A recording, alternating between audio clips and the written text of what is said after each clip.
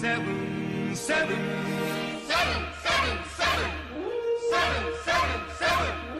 わずかな星がふるさとだ。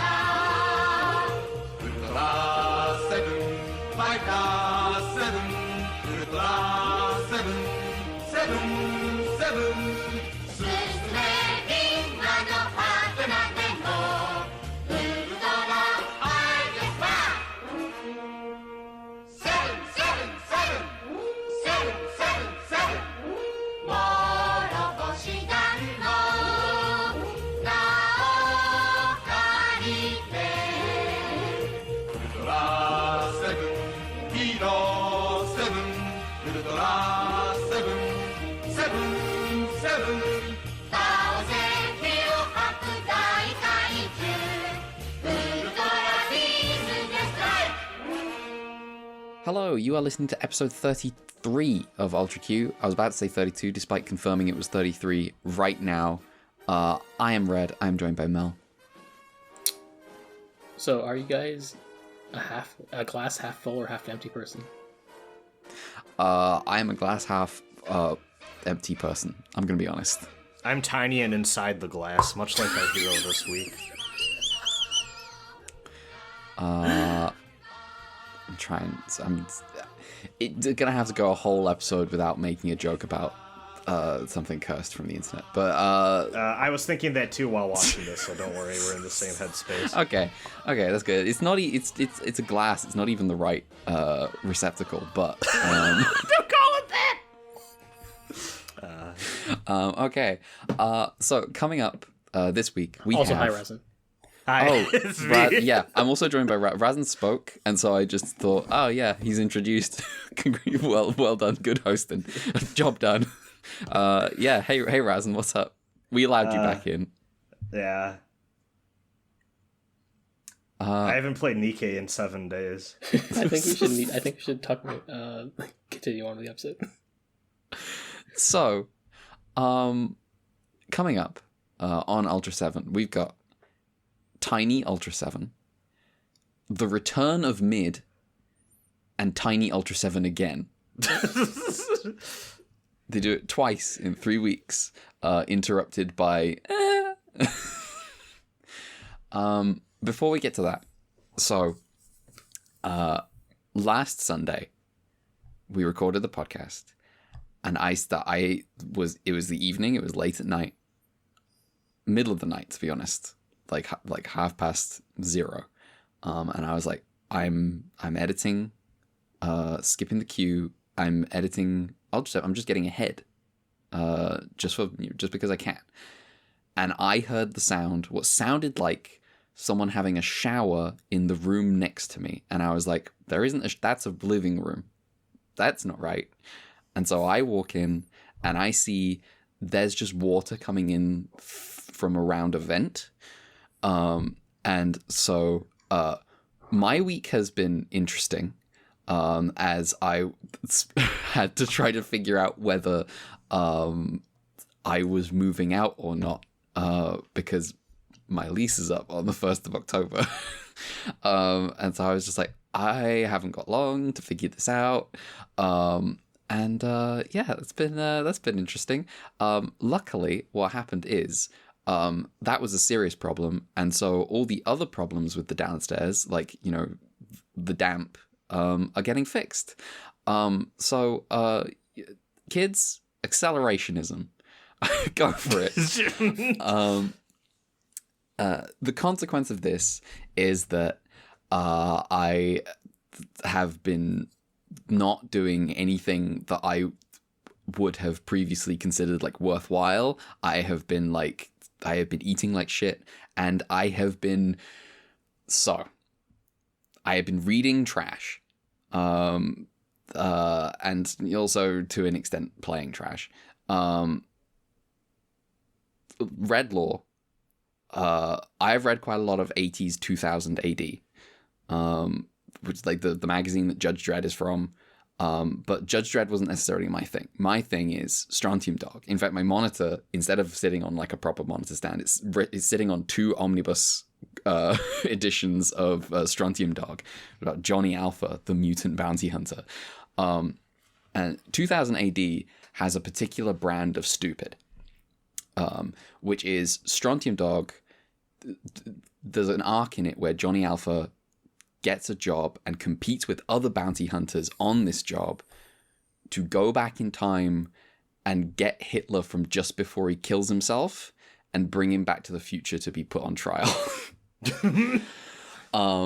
And so this is the kind of like, it's kind of like vaguely like, there's some left-wing stuff going on in here, and it's of a particular vibe. It's like, it's left-wing people living through Thatcher, and making really high stupid comics. And so I feel, whenever I glance towards this media I feel a natural affinity towards how stupid 40k looks.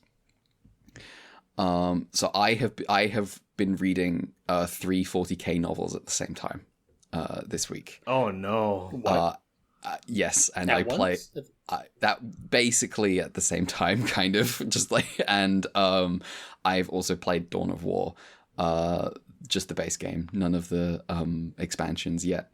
First of all, let me tell you, that game's got terrible pathing, fucking atrocious. But you know, it's just a decent RTS. So, what do you two know about 40k? Emperor that's supposed to be a pastiche of people with bad opinions, but then there's actually a lot of people that with real unironic bad opinions that like him because of that, and the company numerous times has needed to be like, no, don't be like that. That's about. Also, the miniatures look cool. $1 billion to paint. Tyrannid's kind of fucked up. The tower, probably correct. Wait, I know one more thing. What's one more thing you know? They hired the Divine Cybermancy people for some fucking reason to make a game in the 40k universe, and I respect that decision. The who? Divine Cybermancy is a very dumb, weird shooter. It is a Eurojank shooter. Oh, yes. Yeah, yes. And they hired those people to make, I think it's called Necromunda. Is that it? Mm-hmm. Yes. And that's about all I know.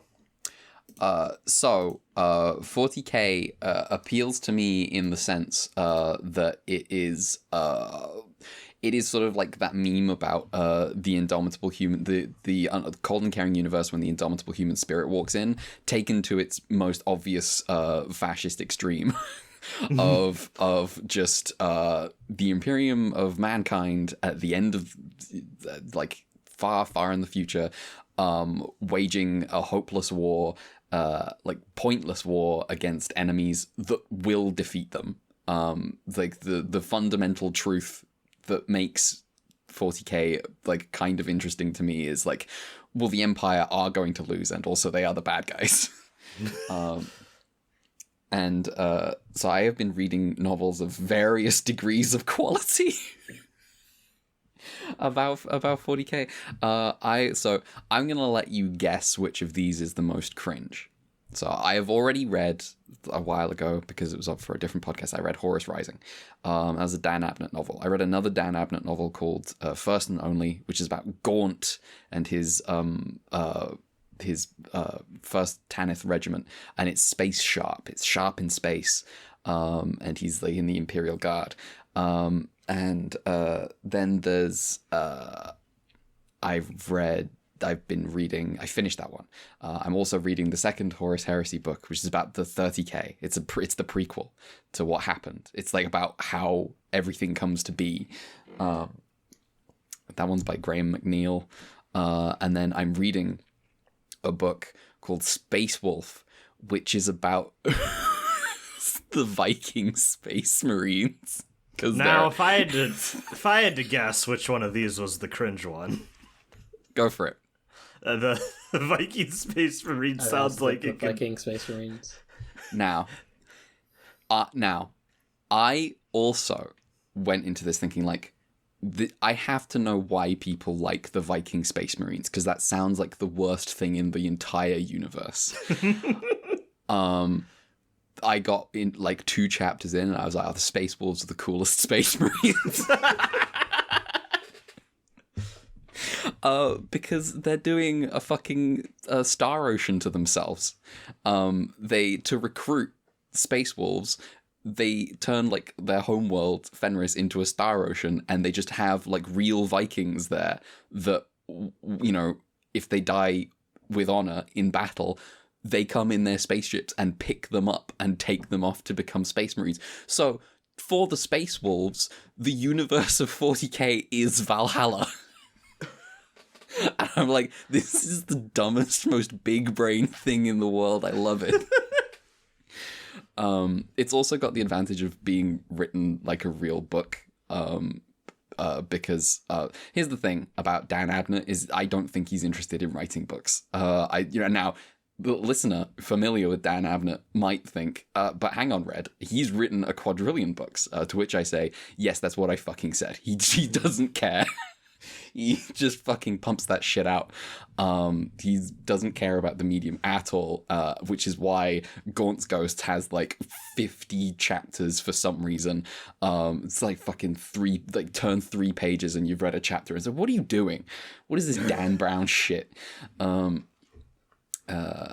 So Space Wolf had the advantage of like I looked at how long a chapter was in audiobook form, and I was like, oh, like 30 minutes. All right, that's all right. We're doing okay. But it is probably the most cringy of the 3, but also it's just kind of all right. The second Horus Heresy book seems better than the first one because again, I just don't care for. I think I don't like Dan Abnett because which is unfortunate because I think I want to read the one about the space cops. He's written crime novels in 40k, and I'm like, oh, I have to read that. So yeah, I've been reading trash and mostly enjoying it. I just go, I plug in like an audiobook and I just go for like a 2-hour walk. So that's all right. I would say the books are better than Dawn of War. Dawn of War is all right. It's just like I suspect I'll enjoy the expansions more, which I have because I got them in a bundle. Yeah, I'm more interested in Dawn of War as like mechanics wise. I know that studio also did Company of Heroes. Mm-hmm. I read that these are like RTS games that aren't base building focused, which seems interesting because that seems like otherwise a staple of the genre. So they're not base building focused. There's still a little bit, but it's like minimal. And the resources are requisition, and I suppose I've talked about RTSs on this podcast before, so this should be the thing that I actually focus on. They got like the 2 resources are requisition and power. Requisition you get by capturing flags, capturing points. Like it's a domination, like game of domination. And you can like build things on the flags to like make them more secure, and generate more requisition. And that's kind of what you use to build, like Space Marines / whatever your faction is. I'm looking forward to Winter Assault because the Guard are just cooler than Space Marines, because they're not. There's the interesting split between Space Marines and Guards. The thing that I could do now, Games Workshop, let me take control of your franchise. I will make Space Marines right. I will do it. You have to focus on the impotence of them at all times because they're the really cool, hyper-masculine, like, nothing, we can defeat anything. We're so cool, we're the best in the world. And also there aren't enough of them to win any war. And so they're completely useless, basically. And the Imperial Guard are what it's all about, which is just like normal people thrown onto the front lines, and if you attempt to flee, your commanding officer will shoot you in the head to encourage everyone else to stay.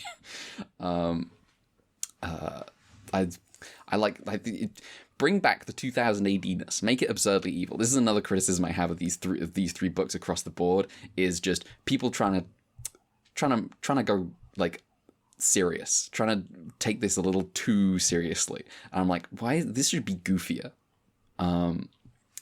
But the other resource you have is power in Dawn of War, and that's, you just get that from building power supplies, and that gives you like vehicles and things.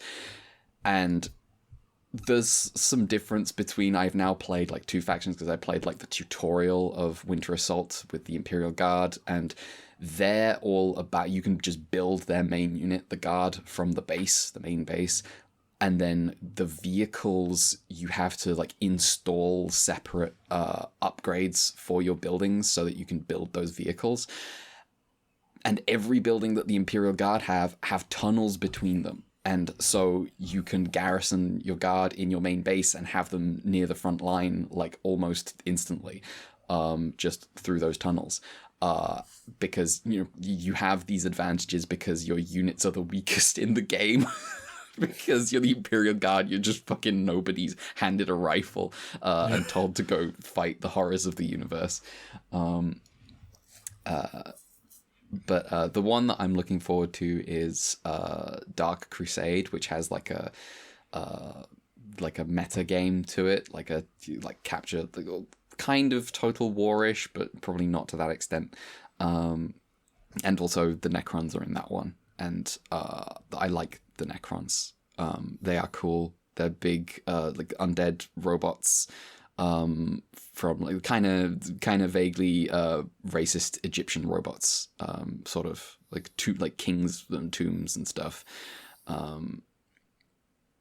They're sick.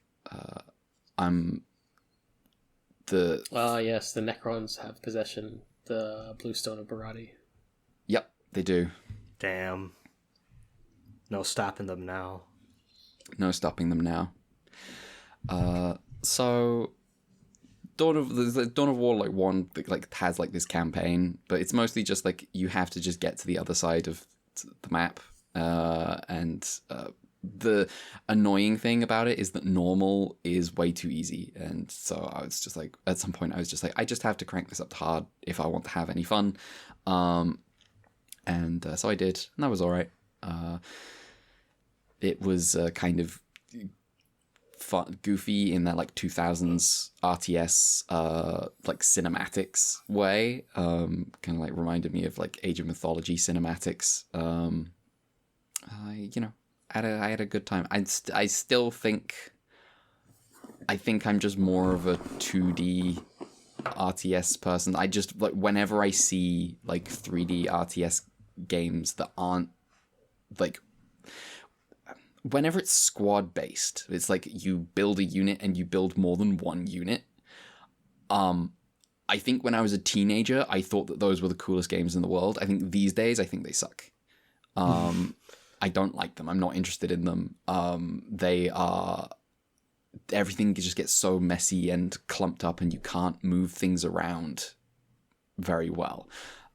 Because you've got like every unit is like 5 to 9 units that have to fit through gaps and struggle severely. Yeah, it's a shame. Can't wait to hear Red's take on Pikmin.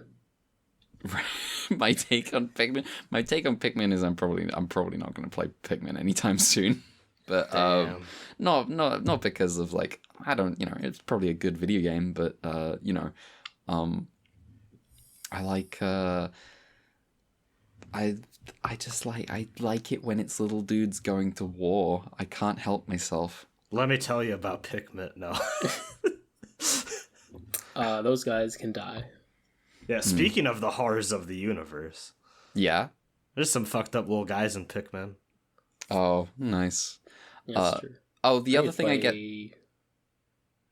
What were you going to say? Anyway, I was just going to say I need to play Pikmin 3 and 4. Anyway, continue. The other thing that I guess I did, and this is... I would say this is related to 40k. And I think some people might feel disgust when I say that. I finished the first 5 short stories of Elric, which brings me up to Stormbringer. Yeah. So I'm having a great time with those, barring, some classic, like, 60s, just some racism, but some stuff about, like, slant-eyed warriors. Barring that, I've read Lord of the Rings. I'll live. I had a great time. Elric, and this is the bit that I think is related to, again, it's just fundamentally British. Elric feeling like this overwhelming sadness at his realization that he can never not be Melnibonéan is so good. And I think the capstone to that last story with he attempts to get rid of his sword, and it doesn't work because the sword is determined not to be got rid of. Yeah, I can't wait for Elric's downfall. Moonglum posting his letterboxed review of Joker. This happened to my buddy Elric. Yeah, that's all I got. Well, I read Peak this week. Okay. So, are y'all familiar with the new hit Shonen Jump manga Kagurabachi? Oh my god. I think I'm gonna hang up the call right now. Hey, Razin, tell me about Kagurabachi. That's kind of hard because that is not memorable. Let me fucking tell you what. So for some reason, there's a new Shonen Jump story about some kid. Honestly, do not remember his name. His dad is like the coolest blacksmith in all the land. He makes the best katanas, and he imbues them each with like a special like sorcery magic power that you can use if you're magically inclined. This is all told through like a preliminary flashback sequence, and then we cut to modern day. The kid is all grown up now. He's a sad boy, and he walks into a town, and there's a group of like Yakuza sorcerers who are terrorizing the populace. And then our hero walks in, but he has the last katana that his dad made, the most powerfulest katana of them all. And he swings his sword. He swings his sword really far and kills a whole warehouse of dudes who took some innocent protesters hostage. And I clapped. It's not all that good or interesting. I understand why it became a meme immediately, and it's the only reason I checked it out, because I'm like, why the fuck is everyone posting about this? And it's just the most mediocre, like, first chapter of a shonen story you've read a million times in your life already. It is. I am not going to be continuing, but I had to know what was the deal. Mm-hmm. That's the difference between you and me. Because I didn't have to know. I didn't care. Yeah. At some point there was a part of me where I was like, barring like the truly impenetrable stuff like One Piece, what if I just caught up with all of Weekly Shonen Jump and just read it when it came out? What if I literally just like anything new that came out, I read it. I just read it cover to cover. Like a magazine. Oh no. See, even when I was a kid and I got Shonen Jump, I couldn't do that shit. Mm-hmm. I mean, actually, you know what I think you should instead make a Sane Life Decisions, like an Ultraman podcast. Yeah, true.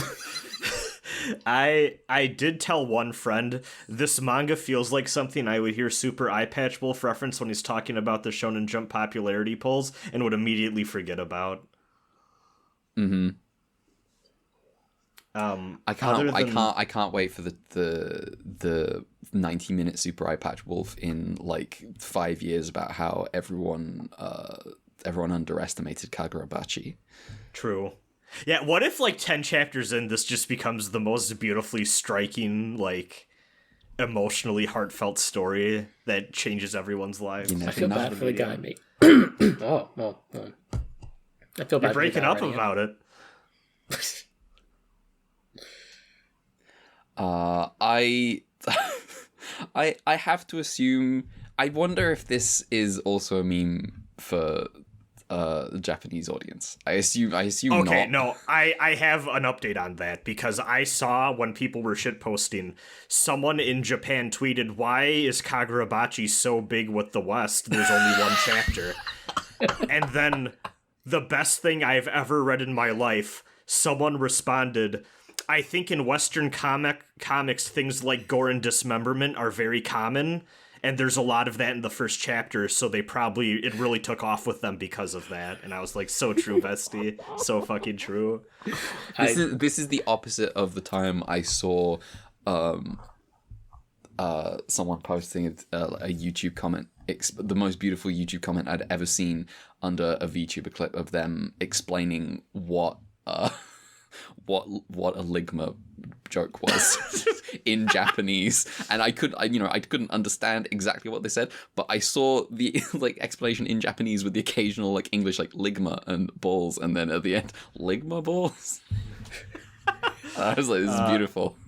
I will say, I deeply appreciate the modern convenience of all of these commenting services having the auto translate, where it's like I can't tell exactly what you're saying, but I understand just enough of the sentiment to smile about it.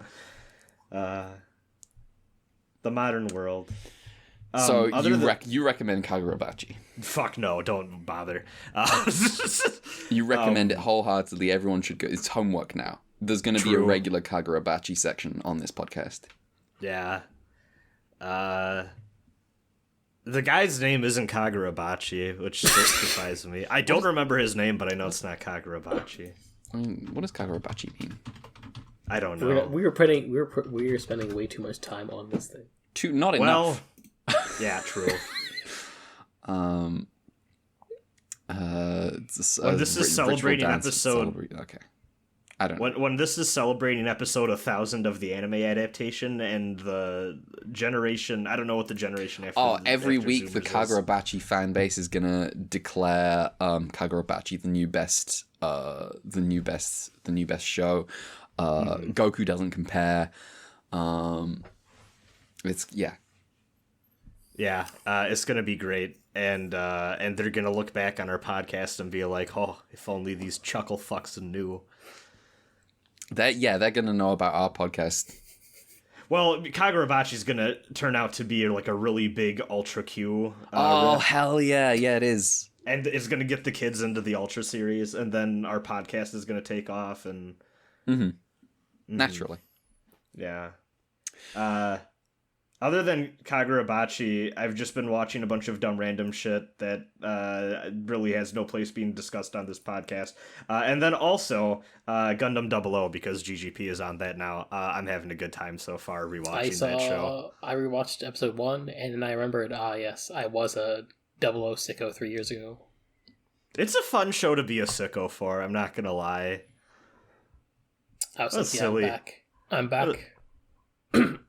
It's a silly little cast of guys. It's a fun time. I'm 7 episodes deep, and I want to see if I can. At first I toyed with the idea of watching at pace with the podcast, but I'm just like, I just want to go through it. So I'm gonna see if I can wrap that up before the end of October. We will see. Everything about the IRA in 00 is the funniest thing in the entire universe. It's very funny. I explained that plot thread to my to one of my friends, and they were immediately like, I need to watch Gundam 00 immediately. The degree to which the occasional details about the IRA is an overwhelmingly huge part of my memory of 00. It's really funny. Because it's not actually that big a deal in the show, but no. In my brain, it's like the real IRA still exists 400 years from now. The splitters that came around in the 90s. Anyway, yeah. Did someone watch something to? I feel like I'm missing something. I feel like there's a section I was expecting. Yeah, I was about to transition to it because Mel go and ahead. I watched King Kong versus Godzilla, not the one you may be thinking of. Nah, get the shit out of here. Yeah, the original 1963 hit film, directed by Ishiro Honda himself. Yeah, this is me re-picking up Godzilla Watch alongside Razin. Though this is We have to double back around. Yeah, also we have to double back around. Yeah. I think I think that we still have a few movies where I'm still in rewatch mode, and then I'm finally in new movie territory. But yeah, yeah. How was King Kong versus Godzilla? So I'm happy I watched this at this point in my life because I got to enjoy the experience of watching a King Kong versus Godzilla crossover movie, and about 20 minutes in, Fury of the South Seas just happens. 3 years before Fury of the South Seas happens. I will say, I like the premise of this movie a lot. There's some good moments. It does suck that the first half of the movie is just extremely racist. Yes. And then there's a big fuck off brawl towards the end. I will highlight when Resin says Fury of the South Seas happens is in the literal sense because they just reuse the octopus prop in Ultra Q and also some of the footage. That is hilarious. It is so... also, the Kong suit that was used, because one of the big things, too, is that they're not using the stop-motion method that they did for to animate Kong, because obviously that looks silly next to Godzilla. They have Kong in a suit, fighting Godzilla, also in a suit. And that Kong suit was reused for Goro and Goro, episode 2 of Ultra Q. Ah, that makes sense. Yeah, it's kind of fun being deep enough in this hole now to get to enjoy the reuse of these props and assets and stuff like that between productions. I am unsure if it is this Godzilla suit that gets reused in Ultra Q and Ultraman, but I just know some of them is. Interesting. There's multiple Godzilla suits. Mm-hmm. Yeah. It's the actual plot of the movie, right? What is the actual plot of the movie? Okay. Basically, the plot of the movie is this TV network is having low ratings, so they decide to go on a venture to find out if an island has a kaiju, and they find King Kong, and they're like, "Oh man, with our exclusive report on King Kong, we're gonna get all the ratings." And then simultaneously at the same time, Godzilla comes back, and they're like, "Fuck." And literally the TV guy is like, everything in the news is all about Godzilla, Godzilla, Godzilla. Why doesn't anyone care about King Kong? And then eventually they're like, I know how to boost the ratings. So what if we orchestrate a fight between Godzilla and King Kong? That'll get... Yes, so they decide to kidnap King Kong. Well, okay, King Kong has already been subdued. The timing on this I'm not quite remembering, but King Kong gets subdued and falls asleep, as he does in King Kong. And then they bring him back to Japan on a raft. And the reason they're doing that is because Godzilla escapes from the frozen prison he gets submerged in after the avalanche caves in on him from Godzilla Raids Again. This is explicitly a sequel. And they're like, wait, Godzilla didn't die by getting frozen alive? And then some scientist guy's like, oh, there's 40,000-year-old seeds that still grow plants and stuff. So this isn't that surprising actually. And I'm like, damn, okay. they got Ichinotani. Yeah. So, and then they say Godzilla's definitely coming back to Japan because animals just remember their home. They always know how to get back home. So then they drop off King Kong to deal with Godzilla, and there's a huge fight. Juna's there. Hell yeah. Yeah, babe. Yeah. Kenji Sahara, our guy. Yes. And there's a huge fight by a cliff, and King Kong and Godzilla fall into the ocean together. Only King Kong emerges, and he decides to swim back to his island. And then a guy in a helicopter goes, "So is Godzilla dead?" And the other guy's like, "I don't know, probably not." And then some guy looks at the camera and says, "Damn, we should be a lot more like King Kong. We should learn how to live alongside the world instead of on top of it." Oh yeah, like That's the how, Ultra that's how Q it episode. works. Yeah. Yeah, I wonder if Godzilla will come back, looks at their spreadsheet, Godzilla versus Mothra 2 years later. Guys, fellas, I think Godzilla's coming back. He's coming back. I There's like like this movie overall, though. Yeah, I it's will pretty say. fun. Brought down by the first half, for sure. 100%. There's a lot of blackface in this movie. It is bad. Yeah. Well, yeah. Yeah, that is, that's, I guess, that's the kind one of thing what about I the Ultra expect. episode is it's black and white, and so there isn't blackface. There's like another fight earlier on, and like King Kong somehow gets electric powers by observing electricity. Yo! Also, they do the pastiche of the Empire State Building thing. What do they with, use? like the Japanese diet. Yeah. Okay, yeah. One thing I did appreciate about this movie, and like Is the diet? it made me smile because I went, oh, like, of course this is what a crossover movie was like back in the day. They basically remade Godzilla and King Kong as like a highlight reel and then smashed them together and made them fight. It is a crossover in the most basic ass sense of the term, and it's clear that there's a lot of love for both movies in here. I had always heard of this movie as being like, oh, this is where everything got lighthearted and campy, and it honestly was a little bbit less of that than I expected, but they still have fun with it, and it's just a good popcorn movie. For the majority of it, even the TV producer guy is clearly supposed to be a riff on the shitty businessman who organizes the Kong expedition in King Kong, but they play him up to just be the most obtuse, oblivious, get rich quick type of network asshole is just great. In some ways, I feel like this movie is making fun of the kind of movie that the second Godzilla vs. King Kong is. Just a bit. Yeah. Which is really funny. Now, I quickly have a question. Did you say that to use the diet building to do this? Building is not tall enough. Yeah, don't worry about it. Yeah, Tokyo Tower was built by then. Don't worry about it. I just googled it. I just made sure it was built in 1958. Don't worry about it. You'd think they'd want to. You know how they put the Shard in like the James Bond movie the moment they could.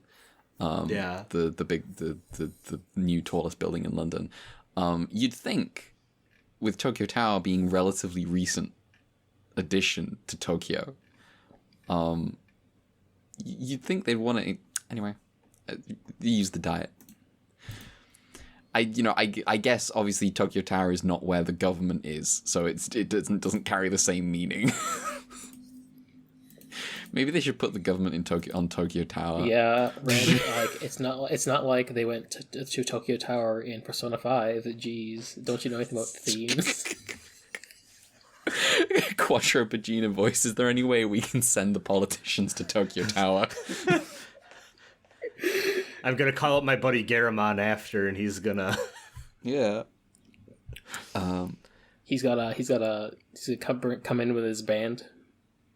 Mm-hmm. But yeah, I'm trying to think of anything else I have more to say. It's just a fun movie. It is. I think it's kind of neat that King Kong kind of sort of comes out on top. Because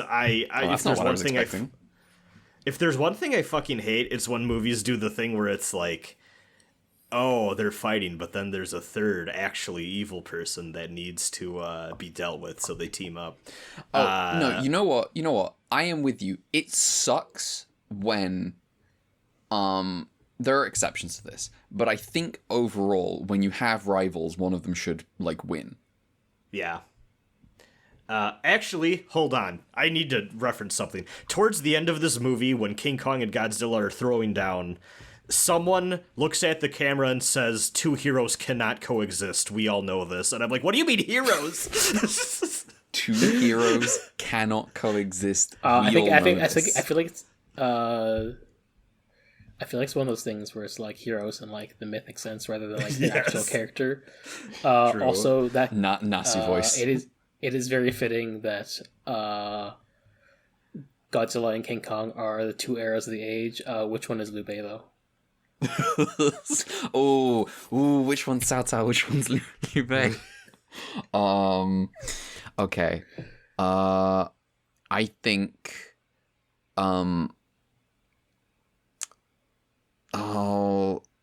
no, I don't have it in me to pick one. I don't have it in me to distinguish the vibes.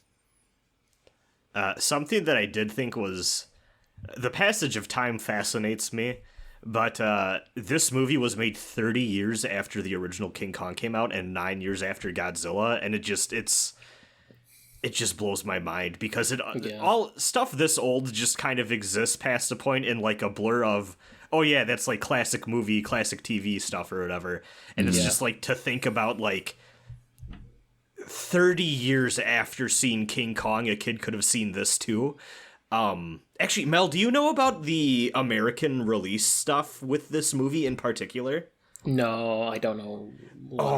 It's kind of interesting. So, I got mad because I have the Big Showa Godzilla Criterion collection.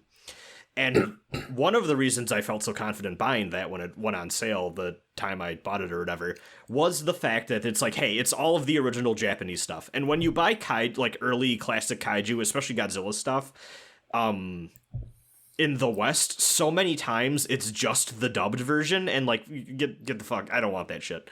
I understand that stuff is like important to the genre and worth looking at just because it is kind of interesting seeing all the changes they made and how they brought that stuff over here and how they decided to dub it and edit it and all that stuff. But I just don't personally care as much about that as I do seeing the original Japanese intent. So I put in the disc that has this like, you know, Kong versus Godzilla on it, or King Kong versus Godzilla. The new one's called Kong versus Godzilla. I put in the disc that has this movie on it, and it's a 4K restoration of the dub. And I went, what the fuck is going on here? That's not what I was advertised. So I look back at my big collection thing, and there's a bonus disc called The Supplements that has the original Japanese cut. And I went, why? Like, what's the point? I would have thought that if there's going to be like an English version, it would have been on that instead. The reason for this is because for the longest time, the Japanese version of this movie was one of the most poorly preserved early kaiju movies because there was a children's movie festival and the director, Ishiro Honda, decided to cut the original film negative to make a more child-friendly, quicker-paced cut of the movie, and a shit ton of the original footage was just lost and has had to have been restored through other means. So, Mel, I don't know if you noticed while watching that sometimes the footage jumps kind of weird. That's why. Oh, okay. Jeez. That is the most I have no idea that I'm making incredibly culturally important things decision in the world. That is like, it is, you know, it is not 20, 30 years from now and people are, you know, my movies are a big deal. It is, I'm making like the flavor of the month right now, and it really, you know, preservation for this, really? Damn. Yeah, and I think it wasn't until like, yeah, it was 2016 we finally got a decent restoration of this movie, which is insane to think about. Yeah. Also, yeah, it'll be difficult at some point, given our pace with the movies. Well, we'll see. But it's also interesting just like compare and where we are in the podcast timeline. This movie comes out 4 years before Ultra Q and Ultraman, so just you know. Yeah, I was thinking about that a lot, actually. I mean, obviously because Fury of the South Seas just happens, and I went, oh, yep, that's the octopus. But it's definitely in that era of like, oh shit, kaiju stuff coming back. Yeah, yeah, it's interesting. Cool. There's like the third Godzilla movie too, which is interesting. I think like I looked at the Godzilla wiki like to split up the Showa era a little bit. Just one, because there's a lot of movies, and two, it's sort of like you got the two Gods original movies, and then you just get a bunch of more standalone kaiju movies that Toei starts doing, and then they bring back Godzilla with this one. That's when Godzilla starts to become more of like a big franchise kind of thing. Mm-hmm. Which is interesting. So yeah. We got back on the grind with the movies. We're doing Mysterians next, right? Yeah, so that's looping back. That's the one after Rodan. Yes, I am excited to watch that movie. I've been meaning to for quite a minute. So yeah, I like to rewatch that one just because I feel like I didn't get as much out of it the original time, but you know, I remember it being kind of cool. It's got aliens in it. It sounds pretty cool. That's all I had for this week, by the way. I didn't have anything else. Same. I am out. Speaking of things that have aliens in it, let's talk about Ultra 7. Specifically, episode 31, about a woman who has an alien in her. The flower where the devil dwells. Yes. A young woman named Kaori sees a strange petal fall from the sky and kisses it, only to fall unconscious. She is brought to the Ultra Guard base for treatment as she needs a blood transfusion urgently, and Amagi shares her rare blood type. Dan sees the strange petal and is like, well, okay, lol, this isn't from Earth. At night, Kaori wanders down to the basement where blood for transfusions is kept. She also attacks a nurse and vampire bites Amagi. The Ultra Guard return her to her bed and figure out that Kaori's drinking blood for some reason, and the doctors discover she has an alien parasite that is giving her anemia, probably from the weird petal that she kissed. Modern medicine can't destroy the parasite. What can they do? Another night, another incident, as Kaori escapes the base with a hypnotized Amagi in tow, and they head to a fun fair and ride the carousel. Kaori drinks some more blood and tries to flee, but the Ultra Guard catch her. Amagi begs the doctors to save Kaori, but they can't. There's only one thing for it. Dan waits until everyone else has left the room and turns tiny and flies up her nose and into her body to fight the parasite itself. Unfortunately, the fight isn't going very well as Ultra 7 struggles against Bubbles, but the doctor notices unusual activity from the patient and administers some medicine of some kind that gives Ultra 7 the boost he needs to defeat the parasite. With Kaori saved, Amagi meets her in a field of flowers, and she says he seems familiar to her. The end. So, tiny little Ultraman. Ultra 7 even. Good catch. Good catch. Good. So go ahead. Two broad points. One, this plot is something, I guess. And two, Ultra 7 going inside a human to fight an alien is pretty cool. Yeah. I've been waiting for something like this to happen because every kid show has to do all of we them. Go inside the body. Yes. All of them. Like, and I'm kind of surprised it's taken this long, honestly. It's I don't know why it's such a universal thing, but it's in everything, it feels like. It's because bodies are interesting. We all got it. Fun fact of the day. Dan thinking there's only one thing for it. I have to turn tiny and go inside. And I'm like, yes! And he's like, but when you're that small, the human body is like an entire cosmos. And I'm like, yes! I wish I didn't remember that one dumb Ant-Man tweet. Defeating Thanos. So he is just Ant-Man. is the thing about Ultra 7 is that he is now just an Ant-Man. He can turn tiny as well as big. He knows he had to do it to him. He does. You want to know the weird thing about this episode for me? Go ahead. All of the stuff with Kaori being out of it and walking around and dragging Amagi along and all of that, I absolutely loved. I thought the imagery of them being on the carousel at night together alone was really affecting and like kind of unsettling in a really intriguing way. There's that shot where they find Amagi as the ride is slowing down, hunched over, and then they hear a rustling, and then you just see her running in her hospital get up, like, into the darkness. Reminded me a lot, actually, of the Ultra Q episode with the Khmer, with the stuff at the end in the amusement park. There are some genuine... I was oh, go ahead. really into it. Yeah, there are some genuinely cool like vampire horror vibes on the nighttime attacks.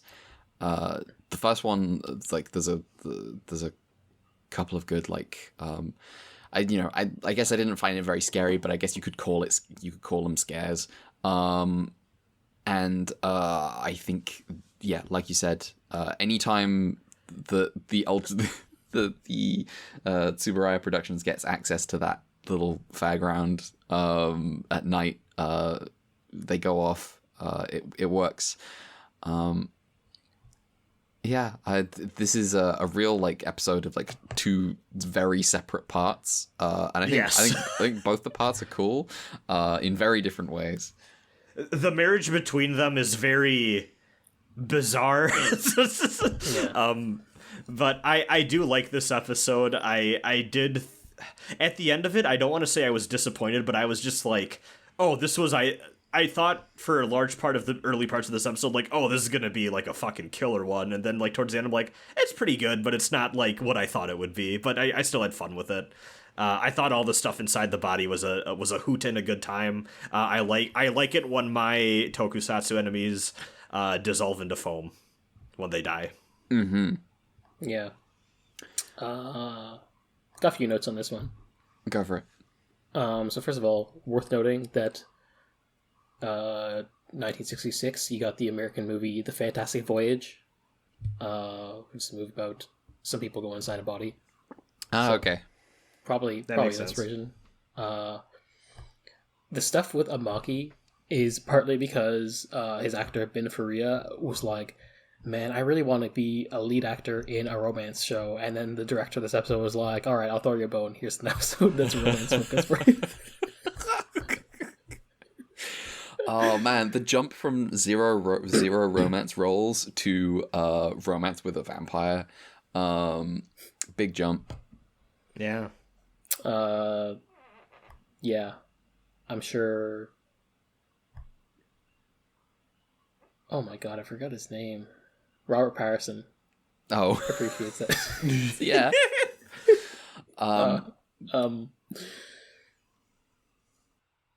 Also, the kaiju this week is called Dali, and is the first kaiju designed by Noriyoshi Ikea, who's basically coming to replace Toru Narita.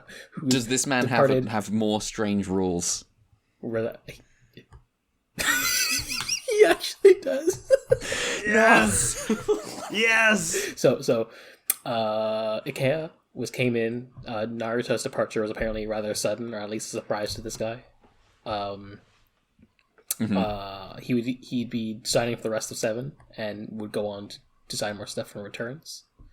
He also has 3 rules. Oh my god. So let's go through them. Number 1, monsters and aliens shouldn't look like real life creatures. What? Shut the fuck up! This is a beetle. so that's why I look to fashion magazines for inspiration. What? He looks to fashion magazines? I guess so. 2, my favorite rule, and it may be relevant to next episode. Maybe they need to look pathetic in some way due to them being killed at the end of the episode. Oh my god. Oh wow, that's like ooh, we've got evil Toru Narita. This is the exact opposite of like. Do you know that oh fuck? Why am I blanking on Dark Souls guy's name? Miyazaki. Miyazaki. Yes, this is like the fucking Miyazaki quote or whatever, where he's like, even at their lowest, all monsters or creatures have some degree of dignity to them. That is the exact opposite. It's like, no, even at the coolest, they must look a little pathetic. Much like Vegeta, I guess. So what's rule? What's the third rule? Yeah. Third rule is no pupils, to highlight how divorced from humanity all of them are. Oh wow, this guy's fucked up. Even so, I'm sure some of his kaiju will still have pupils, just because that's how it rolls.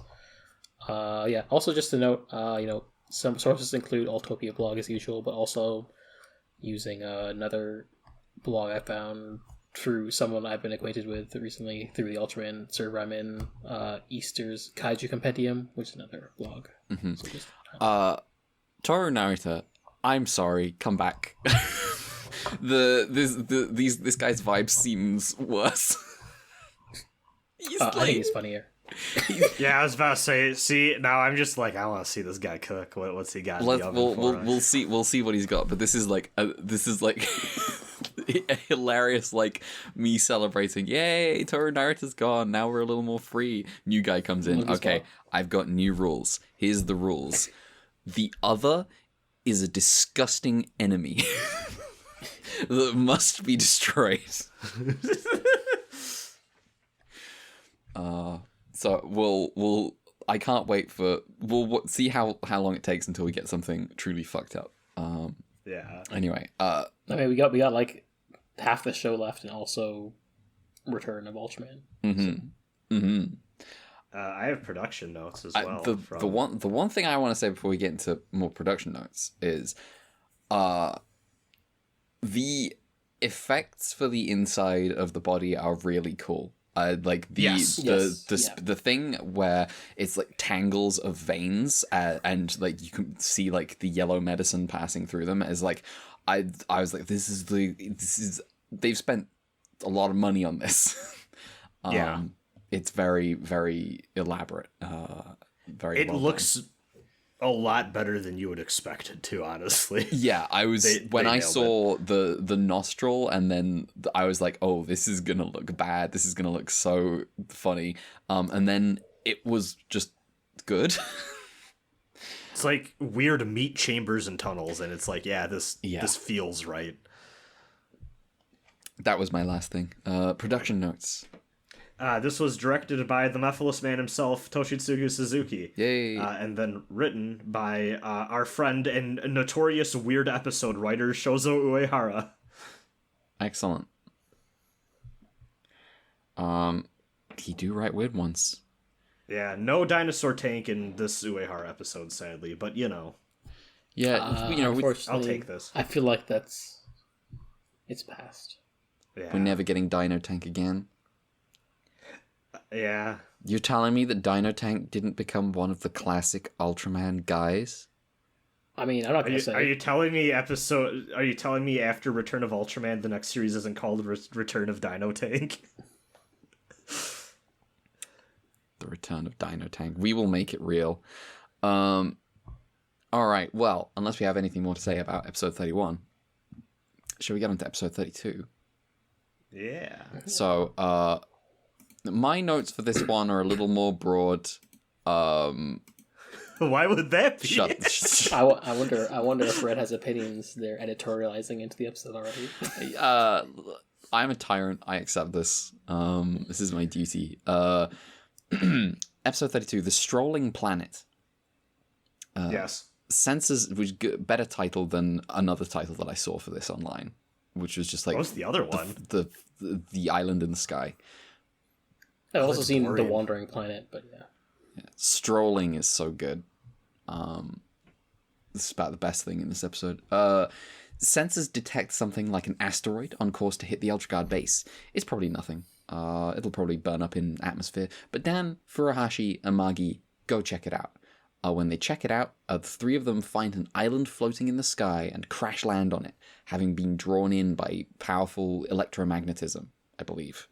The Ultraguard base figures out that this island could be a major problem and set up the weapon Killy, ready to fire and destroy the island if they can't rescue Dan, Furuhashi, and Amagi. The weapon Killy is like two big missiles on a truck. Meanwhile, on the island, the trio make some observations. They find the asteroid, a tiny little rock.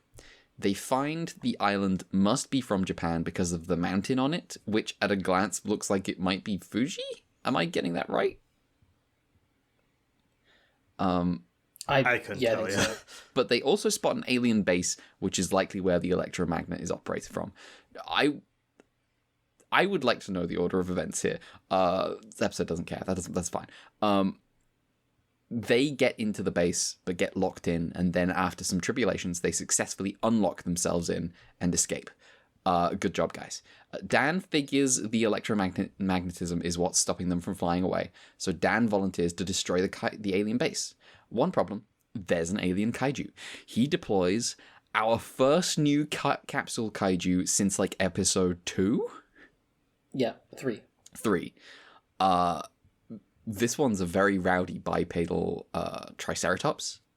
Dan plants explosives in the base while the kaiju fight and then returns to deal with it himself. He retrieves the capsule kaiju, transforms into Ultraseven, and defeats the alien kaiju. Everyone escapes while the aliens run every dry ice machine that they have on hand also, too. There's so much fucking fog. Oh my god. Then everyone escapes, and was the island destroyed? Yeah, it blows up. Okay. Because of the bomb, and like it gets lured away because for some reason the head is a beacon. Yes. And Ultraseven flies away with the head. Yeah, the head is the beacon. He flies away. It. Yes, I remember that now. Anyway, Which, the end. First truly mid-episode of Ultraseven in a while, IMO. So I was thinking about it. This episode this episode reminds me a lot of the Totola episode in a way. I think so maybe you're partially like because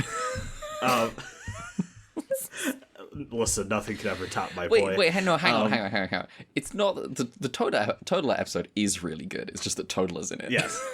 Yes.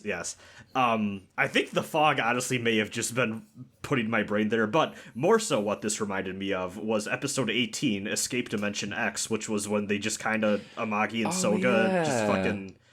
But, like, I liked this better than that one, but I do agree that this was pretty subpar. I kind of like the other one more, maybe. I like the vibes of that one more.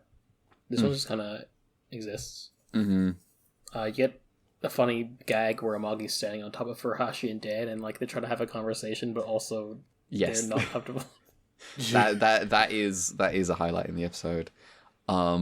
This just feels like this script was done in a hurry and did not get time to tighten it up. The irony is, according to some like background research, apparently they had the idea for this episode since Ultraman and just put it on ice until they got to use it in Ultraseven. I think instead of putting it on ice, they should have gotten it out of the ice and checked that it was good. Before just shipping it. Because the whole thing is like, oh, this is an island from Japan, because look over there, and it's like Mount Fuji, and it's like, oh yeah, Mount Fuji's on this island, and also there's an alien base. Okay, so the asteroid lands, picks up the island. There's also an alien base, that I guess was built in the time since the asteroid landed. Weren't they going to find the asteroid as it was landing? It has already landed and already picked up an island that has Mount Fuji. Did no one notice Mount Fuji? Have I just mistaken an entirely different mountain for Mount Fuji? I'm not sure. I just assumed like they saw they were on Earth because I don't know. I actually don't remember this part of the episode. I mean, I remember it, but I just don't. Neither know do I. I'm just like, well, it happens, I guess. As you can tell, I really focused in on this bit because I was like, what is happening? What's going on? The steps aren't necessarily clear here because they go to investigate the falling asteroid, but it's not an asteroid by the time they get there. It's an island that has been picked up from Earth, which means that the asteroid already fell and already picked up an island. And I don't know, guys. I don't know.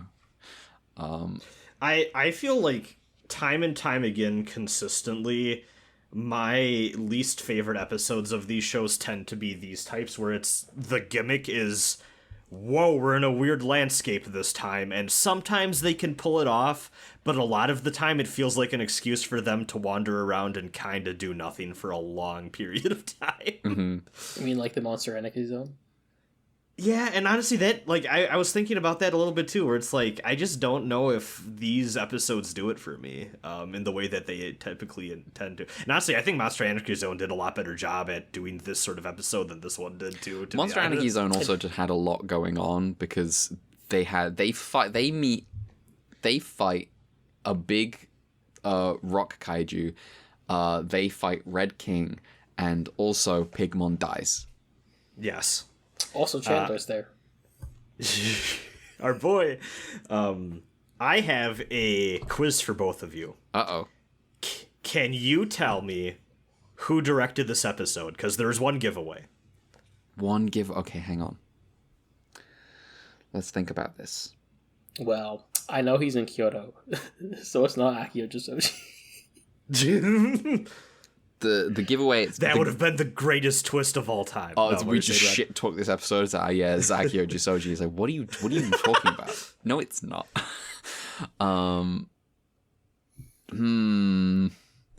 It's not. The thing is, it's not like a huge... Oh, hang on. Is the explosion like a huge special effects thing? No. Yeah. Okay, so it's not Super Hajime. It's not Hajime. Is it... This feels mean. Is it Nonagase? Yes, it is. Is the tell that it's mid? One... Yeah, what I meant more so is that that fucking dinosaur gets decapitated. Oh, yeah, you're right. He does love that. But also, yeah, sometimes he makes men. He is very inconsistent. We go on about this all the time, but Yeah. I is with a heavy heart that I must say that the kaiju, whose name I do not know how to pronounce, and I worry about doing so, is recycled from the dinosaur tank. Okay. Yeah. Apparently, for whatever reason, there's like side material says the island's name is Din, but also I don't know if the island needed a name. now also, Mel, correct me if I'm wrong, but wasn't point one of that one new designer's thing? The monster should not look like an existing animal.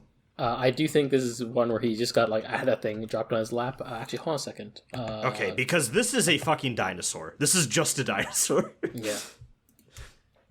His concept art is like a lot It also has more pupils. interesting. Yeah. Don't worry about it. The concept art is like a lot more interesting than like the one they get from cannibalizing the dinosaur tank suit. The most important thing that we're really missing though right now is Agira. Yeah. Agura is our third guy. Third guy. Shows up in the last third of the show. The third guy who I somehow, for some reason, had invented in my head last time. Oh yeah. He's a little... I could have sworn that we already had 3 capsule monsters. You know what, actually? I think for some reason Ella King is a capsule monster in my brain, but that is not true. He fights one of them. No. Agura, apparently named after Akira Tsuburaya, Eiji's third son. I don't know why. Oh. Originally, they thought about using Pagos in this episode and then using Wyndham. But they made a new guy instead. Well, as we talked about in like their first Ultraseven episode, they wanted to make new guys instead of like bring back old guys for like Ultra continuity, more merch, etc. Mm-hmm. And then like I guess they wanted a new guy because apparently there was another show airing at the same time called The Monster Prince, which was dinosaur focused despite having kaiju in its title. Oh, it's the kid from Ultraman. It's the kid from the the two-parter. Yeah. That reminds me, we forgot to mention in King Kong versus Godzilla, they destroy another castle. Damn. Yeah. Cats. It's not Osaka they're Castle, running out of castles. They also specifically, Godzilla and Kong are squaring off and then move so that they are in, like, on opposite sides of the castle and then fight with the castle in between them. Specifically to ruin it. Nice. They're like, fuck Japan's cultural heritage sites. Do you want to know the most tragic part of this episode? What's the most tragic part of this episode? So, written by Shozo Uehara, and then also written by Masahiro Yamada, who we know and love from the the Dragon Castle, Weird Bird, and Kanegan trilogy of episodes from All Oh, that's a shame. as well as the Pegula episodes and Rainbow's Egg. Oh, hey, that's the Pecos connection. Yeah, and then also did the Power Plant Monster, Fake Peter, Alpinist, Red vs. Blue, Dada, and Don't Shoot Arashi episodes of Ultraman. I can't believe Rooster Teeth got him to write for Red vs. Blue. Yeah. Ruby's a VTuber now for some reason. I saw that in my YouTube algorithm. It's easy. I guess that's. Then I got sad because I'm like, wow, my YouTube algorithm has seen much better days. They axed Achievement Hunter. They finally just took it out back and killed it. Damn. Took their fucking time. Yeah. Guess there's no more achievements to hunt. Taking it behind the back like Ultra 7 does with this dragon. Yeah.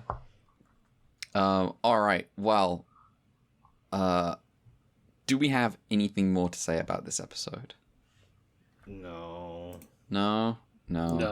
Okay. This is pretty mid. Let me tell you about a really good episode of Ultra 7. More editorializing.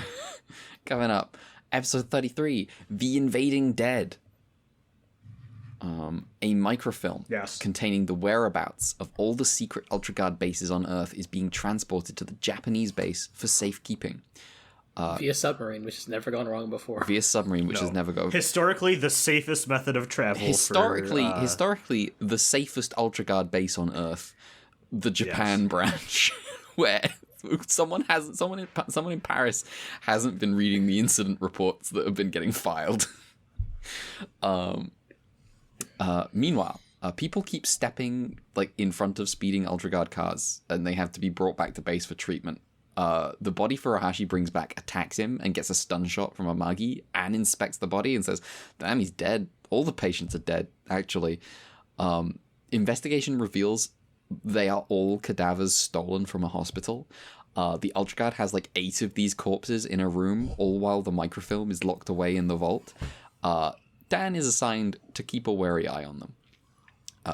Doors begin opening and closing on their own as the shadows of the dead detach themselves from the corpses and wander the base. Dan thinks something is odd, but the bodies are still right where they're supposed to be. The shadows find the vault and steal the microfilm, but they trigger an alarm. Returning to their bodies, the shadows have to confront Dan, who turns into Ultra 7.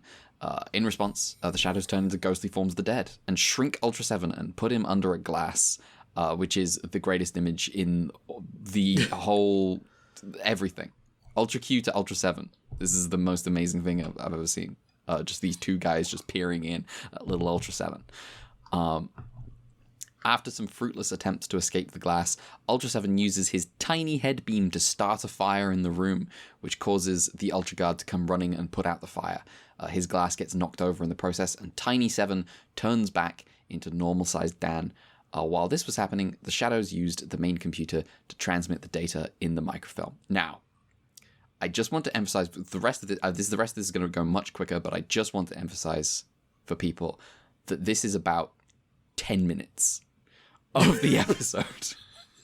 The rest of it is the Ultra Guard trace the signal, find a ruined building and a transmitter, figure it must be relaying the data to space. They go to space. Dan finds the alien spaceship, gets blown up, turns into Ultra 7. 2 missiles get launched from the alien ship. 7 destroys one before getting captured. He gets rescued by the rest of the Ultra Guard, who destroyed the second missile. Ultra 7 then destroys the spaceship, and the Ultra Guard return home, a bit down about the whole affair. Then Dan walks into view like, damn, that shit was wild. And everyone celebrates the fact that once again, he somehow did not explode and die. The end. Good episode. Yeah. You forgot the part where like they're like joshing Dan at the end of the episode, and for whatever reason, he picks up the phone, and there's just a freeze frame of him. Yeah, Like, there's just "Oh!" a freeze frame of him picking up the phone, just like, whoa. It's like, what? What did he hear? Yeah, someone at Paris HQ has not been paying attention, has not been watching the show, because they're like, where's the safest place that we can put this microfilm? The Japan base, where nothing ever happens. Now,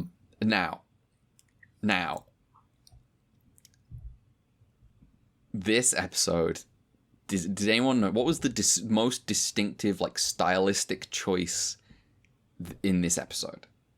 I would say it's some certain flash cut transitions with some drum beats. Yes. These are straight from Captain Scarlet. Well, in my background research, I discovered that it is in fact straight from Captain Scarlet. Yeah, this is just Captain Scarlet. The Captain Scarlet. I have used the Captain Scarlet drums on this podcast to transition between edits. I did one time. Captain Scarlet, I think, airing as this show begins, I think. Captain Scarlet, very suitable pull for this episode. Captain Scarlet is the one that's like Cold War between humanity and these mysterious aliens. The quote unquote war of nerves. Which is the coolest description of of a Cold War I've ever heard. They do it, like, they did it once, and I was like, oh my god, it's Captain Scarlet, and they did it like 3 more times, and I was like, hell yeah, let's go. Compulsory. When Jerry Anderson shows up, I'm here for it. Well, it also makes sense because directed by Hajime Tsuburaya. There you go. AG's been raising his kid right. That's why he's the one in charge after this one. And shockingly, for I think the first time since we've done this podcast, this episode, for the 3rd episode covered, also written by Shozo Uehara 3 times in a row. Damn. This guy likes psychic powers, I think. He likes psychic powers. And he likes episodes that are 10 minutes are entirely different episode. Yeah. Because the first half of this episode is all the shadow stuff. This is like the best bit of this episode. I assume that we all agree on that. Oh yeah. Yeah, the part where honestly, I started to towards the end kind of like drone off to the point where I rewound and I was like, wait, hold on, I need to make sure I paid attention. Yeah, it loses steam a bit at the end. It's extremely funny that Ultraseven gets caught in a glass small, and later on gets caught in a glass big in space. Yes. They know his weakness. Listen, it was a really cold glass. He didn't think to grow big inside the glass. No, it's very funny that he can't grow big until he gets released from the glass. Well, he's like, I don't want to cause a broken glass mess for people to clean up. I'll start a fire. I'll start a fire, yeah. So the shadow effect is really cute, just very straightforward. They filmed some shadows with the people casting the shadows off screen. It works better than I would have ever expected. Yeah. I like how the TDF opens security doors with guns. That whole sequence with the locking away the microfilm is really cool. That like it's like walking through like the TDF colonel uses like this special security gun to shoot the lock, and open, like they go through like multiple locks and then lock away this microfilm. And then we get to watch this is a very well thought out, well done alien heist. Grats to these aliens. You did a good job. Shame that Ultraseven was there. The aliens, of course, don't show up in the episode. Mm-hmm.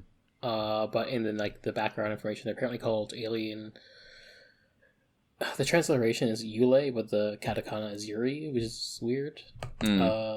Also, apparently, Ikea did like some concept art, which is also in the trend of what they look like. Of course, the end of it is like not real because it's not ever showed up anywhere, but that's what they theoretically could have looked like.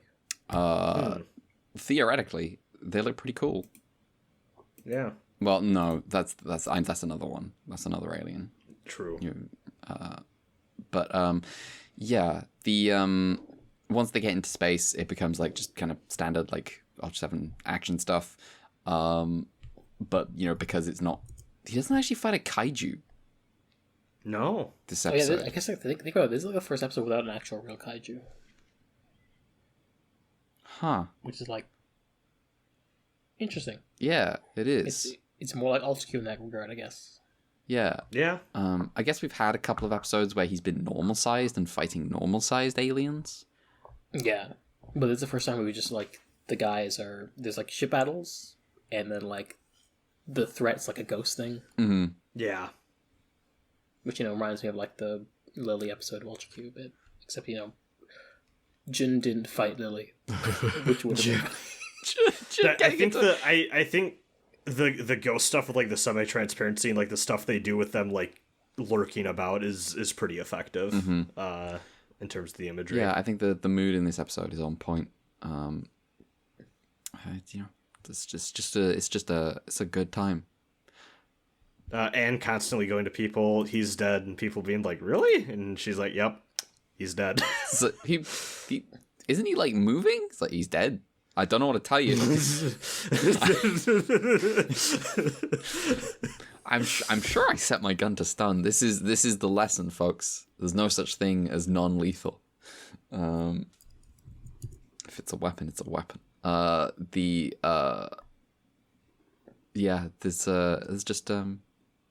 just good stuff.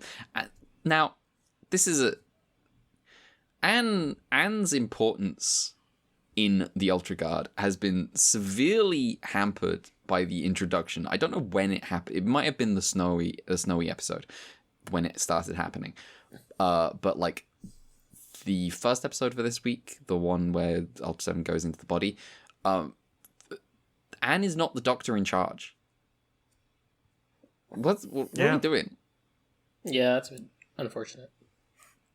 It's like, I'm not even necessarily, obviously, I obviously I do have problems with misogyny, but I also just have a fundamental problem of, you have a character for this. You can have like character drama instead of just having these nobodies that we don't know their name. Why waste that? It doesn't make any sense. I don't know what you gain. Yeah, I feel like this show is way more likely, and even beyond Anne, but I feel like Anne gets the short end of the stick with this by far. But this show does, I feel, more than Ultraman sometimes have the issue of bringing a new person in, where I feel like maybe one of the core members of the cast could have used that space as an opportunity to just get a little more stuff. You mean the episodes ostensibly about Soga, which aren't actually about Soga? Yes, exactly. They're eventually going to have like a solid episode worth of material for Soga, just like built up through multiple episodes. To be fair, the guys in this show still get more than most of the guys in Ultraman got. Yeah, they're all guys by now, including Hayato. Yeah. The thing is, I realize that we harp on it, but it does a lot for me when he rocks up at the very end like, yo, what's happening? I was chasing an orb? Where am I? Did you deal with an alien threat? Okay. Damn. Meanwhile, Ide's subplot. Yeah, he comes back and finds out Ide's like on the edge permanently. He's like, what happened to you? Which way to Uweg? Which way to Uweg? Fuck. I think I'm inventing a better Ultraman end. Hold on. Oh my god. Don't worry, I'm sure we'll get plenty of works in the future that try and relitigate the ending of Ultraman. I'm excited. I can't. I mean, hell, we even have the Return of Ultraman next. I can't. Yeah. I can't wait for the show that they will make, that we have predicted, and they obviously will make, where Ide is the bad guy, and he says, "I'm glad that the Science Patrol got bombed like this." I need it so bad too. What a king. His psychopath is a mess. All right. Well, do we have anything more to say about this episode? No, pretty solid. I'll say I think this is one of Hajime Subarai's better episodes. Actually, yeah, you're right. I'm gonna give Hajime this. I think this is his best episode. Just off better than Alien Cool. Yes. Sorry, That Alien episode Cool. had Dan on the roof of the car. It did have Dan on the roof of the car, but didn't have Dan in a tiny little glass. Yeah, strangely, that episode not made by Hajime Subaraya, who did do 1/8 Project. The love for making your characters tiny is well spread across the Ultra series creative mind. Yeah. Okay, so who's gonna be big this show? Who's going to be big this show? I don't know if it actually happens, but if it did happen, What if there's like a chain and Furuhashi's like, well, Fuji got to be big last time. big for us. Big Here's the thing. Furuhashi. Here's the thing.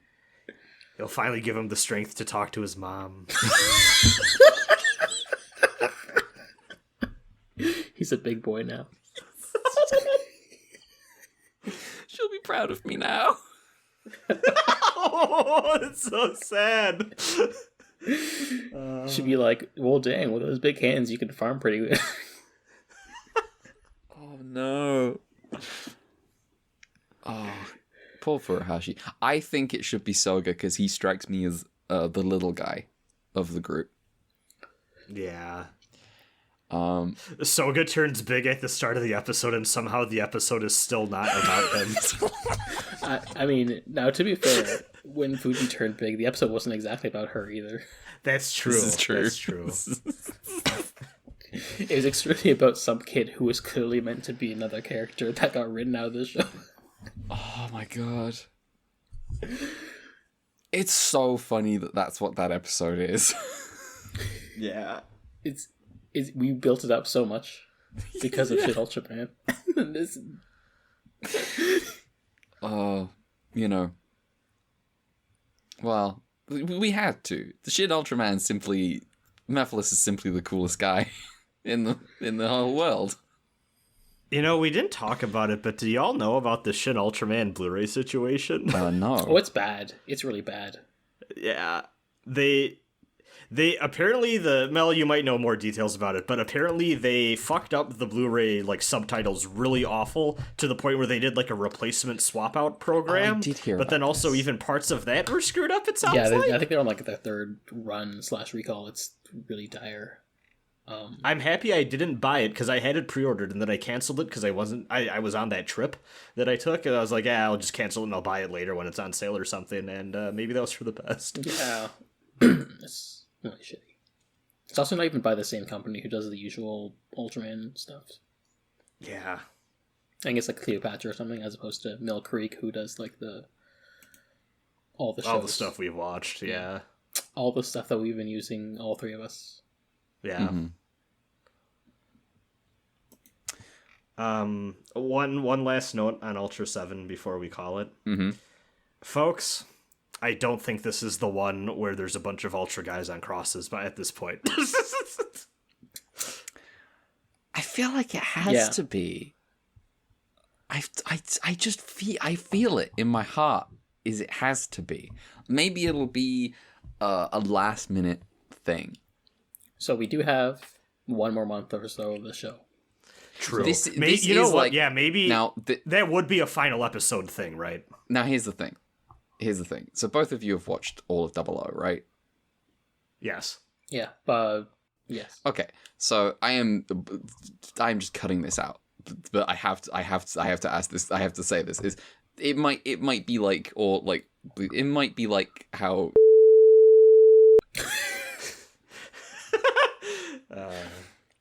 Yeah, you do have to cut that out. Yeah, I do. But don't cut out the part where we say we cut it out because it would be funny that way. Yeah. I'm just gonna beep it again. two weeks in a row. So if it doesn't show up in this show, What? throw a dart at the board. Which show? Am I safe to just look up a list of Ultraman? Oh, we have a list. You have a spreadsheet. Shush. Yeah. Shush. I'm opening up the spreadsheet. Okay. Was this such a stupid question to ask? It's such a galactically dumb question. I'm here for it. So I'm gonna bet.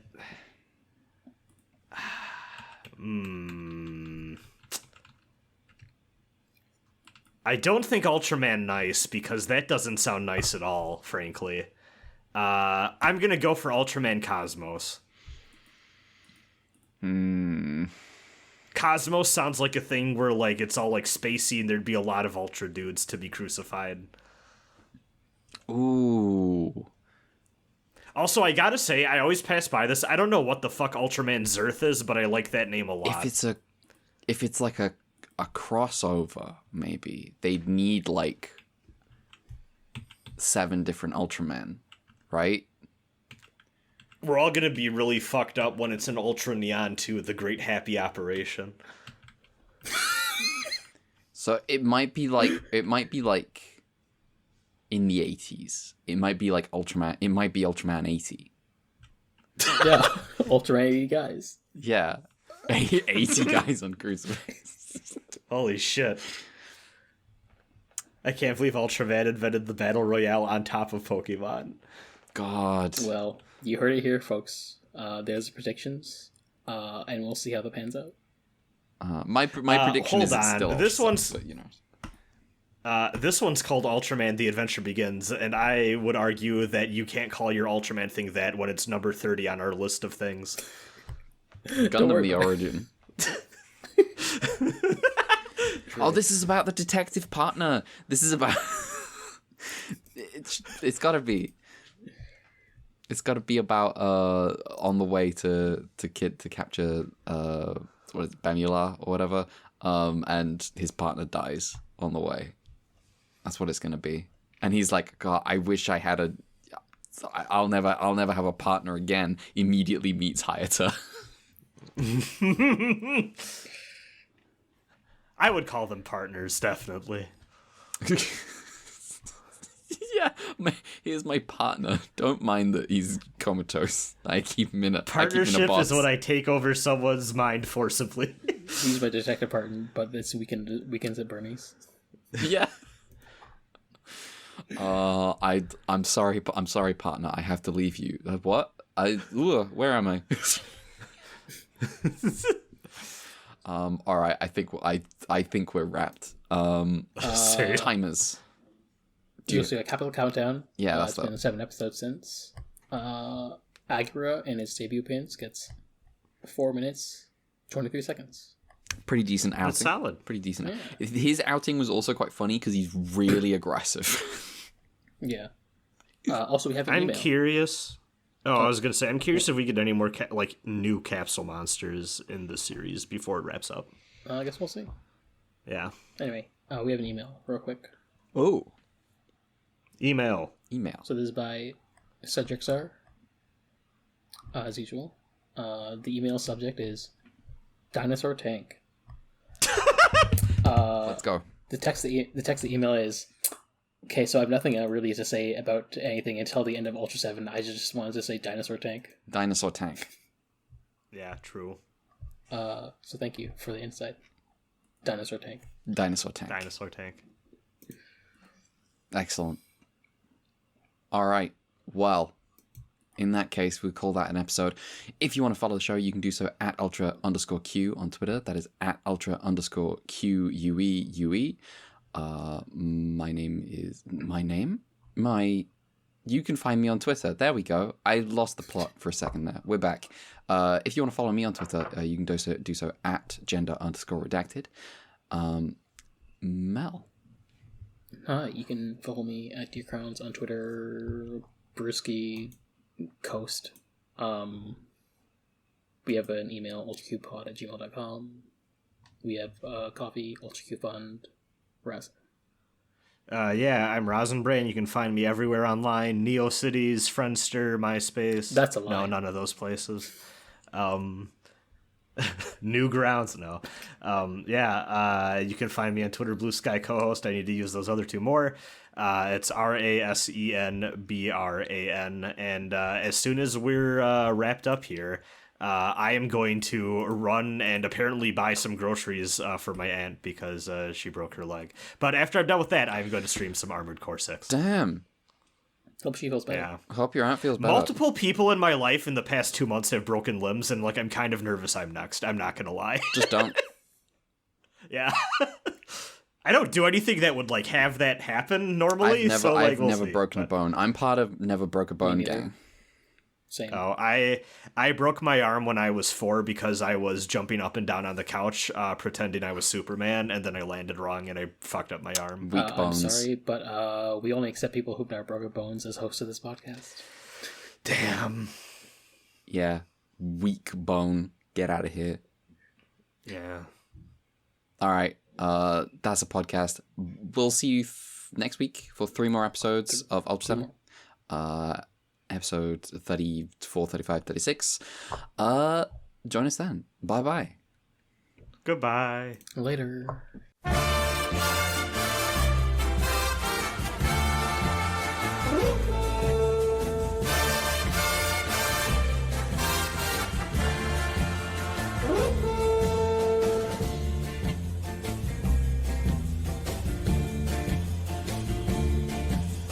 1, 2, 3, 4, 1, 2, 3, 4, 5, 6, 7. 1, 2, 3, 4, 1, 2, 3, 4, 5, 6, 7. Attack the homicide fighter 7. Kagurabachi 7.